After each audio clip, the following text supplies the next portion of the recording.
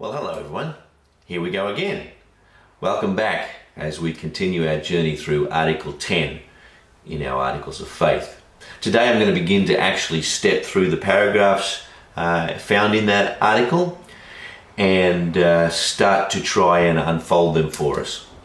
But before we do, it is really important that we understand that our comprehension of the experience of entire sanctification is not held generally across all portions of the Christian community. In fact, in some parts, our understanding is significantly rejected. And that's okay, because the way that the way the world is constructed, there are always going to be differing perspectives. However, part of the reason that that is true is because this concept of entire sanctification that is so important to us, in some aspects, relates or contains a mystical experience, an unexplainable experience that is found in an encounter with God. And because that is true, and because it's difficult to sometimes grasp and get our hands around, there have been times when we have tended to be prescriptive about the experiential component, and that can create trouble for people in their understanding and even in their embracing of the experience of entire sanctification. But if we look at that which is contained in our article itself, there isn't a lot of prescriptions about the experience itself, and it's put together in such a way that it actually makes sense. And when we understand that we are dealing with issues of self-awareness, self-understanding, and our lives being transformed at the core to reflect God's love for us and for others, and not just reflect, but contain God's love, embrace God's love is better than contain. This does begin to make sense, and perhaps a better understanding might even limit the amount of discussion that is found around this issue. So let me go ahead and read the first paragraph again. I've actually read it a couple of times by now, and each time I've kind of stumbled over it because it's not, I don't think it's well worded. There's a series of commas in here that I think maybe should be semicolons to cause you to pause a little bit more. But anyway, enough of grammar. Let's have a look at it and see if I can read it so that it makes sense easily for us. This is Christian holiness, entire sanctification. And already when we start this first paragraph, you're going to begin to see some of the reasons that there is a little bit of confusion. We believe that sanctification is the work of God which transforms believers into the likeness of Christ. It is wrought by God's grace through the Holy Spirit in initial sanctification or regeneration, simultaneous with justification, entire sanctification, and the continued perfecting work of the Holy Spirit culminating in glorification. In glorification, we are fully conformed to the image of the Son. There are actually four pieces represented in this picture of sanctification, of which entire sanctification is only just a part. You may remember from the first video that I mentioned that sanctification is a religious word about setting something aside for worship and service of God. So our understanding of sanctification, the idea that we are being set aside for the worship of God, contains four elements. And we're talking about a journey of discovery. We're talking about a walk, if you like, with God and through His love and grace.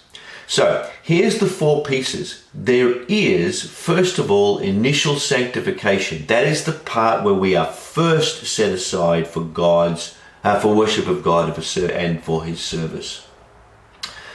Most Christians will understand initial sanctification as the experience of being born again, or the experience of first believing, of actually becoming a Christian.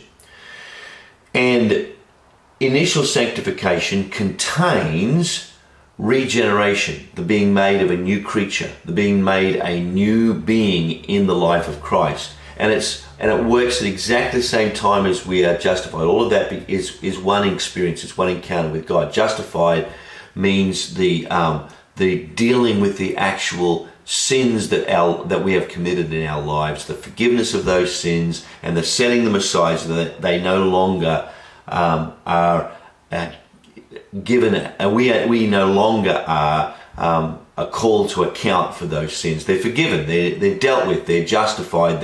They're put aside. That's the first piece of the equation. The second piece is this mystical encounter called entire sanctification.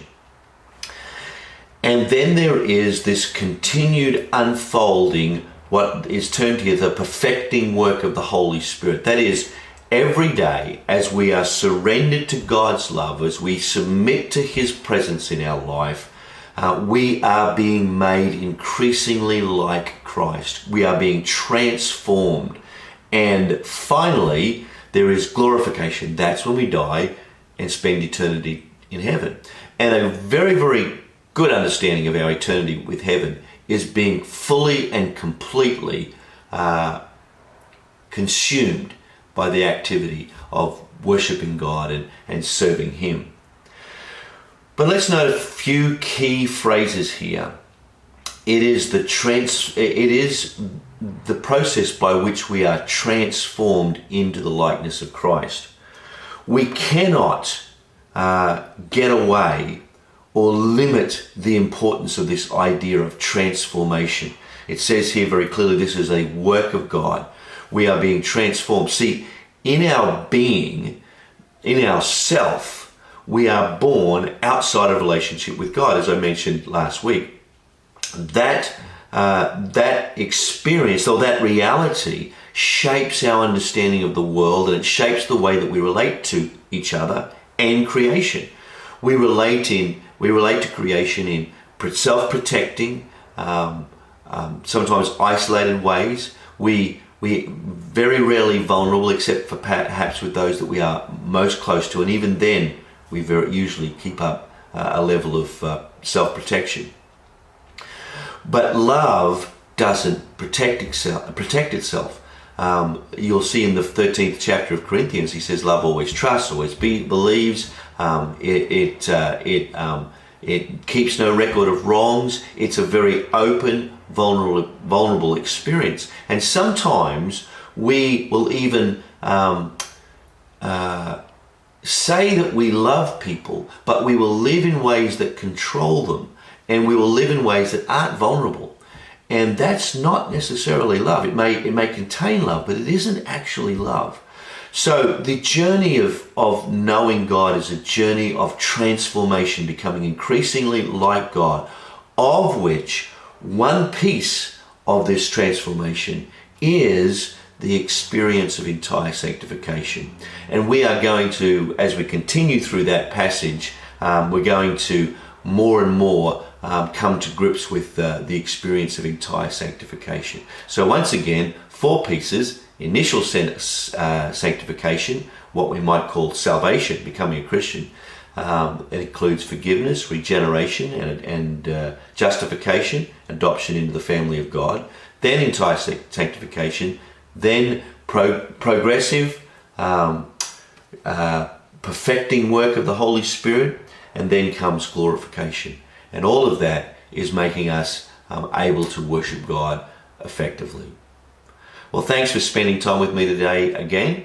I do hope that you have a great week, and we look forward to continuing further next week. Thanks very much.